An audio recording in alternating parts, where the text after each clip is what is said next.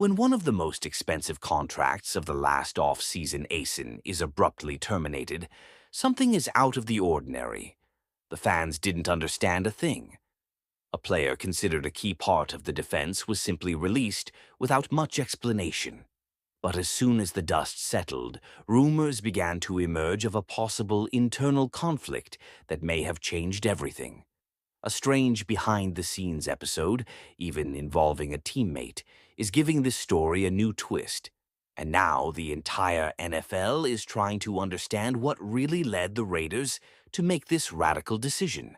Christian Wilkins, who signed a $110 million contract with the Raiders for 2023, was released in July of this year. The defensive tackle had $82.75 million guaranteed, but only played in 5 games before sustaining the injury. Initially, the official version pointed to a disagreement over the rehabilitation process. However, journalist Josa Anderson revealed that an incident with a teammate may have been decisive in the decision. Mitchell Renz of the Raiders report described the situation as very strange. While not directly mentioning the conflict, head coach Pete Carroll emphasized that the decision was not made hastily. "We took a long time to make our decision. We looked at everything throughout the entire process," he stated. The use of the phrase "moving on" was interpreted as a sign of off-field issues. Internally, the front office understood that Wilkins was becoming a distraction to the locker room.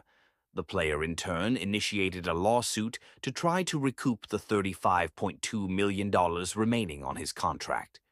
With Wilkins' departure, the Raiders quickly restructured their defense. Adam Butler and Jonah Liu took over as starters on the interior defensive line. Rookies Tonka Hemingway and J.J. P.A. are also expected to gain space in the rotation. There are also rumors that the franchise is looking for another experienced addition to add depth to the roster. Wilkins' absence leaves a significant coaching void, but management seems more concerned with team culture than on-field statistics. The decision also symbolizes a cultural shift within the Raiders' leadership. Wilkins' refusal to undergo a second foot surgery was seen as a lack of commitment. General Manager John Spiatek and Pete Carroll want players who are 100% aligned with the team's philosophy. "We have extremely high expectations," Carroll said. "Either you go after it or you don't. We go after it." Whether due to injury or behavioral issues, Wilkins' departure shows that in Las Vegas, no one is above the shield.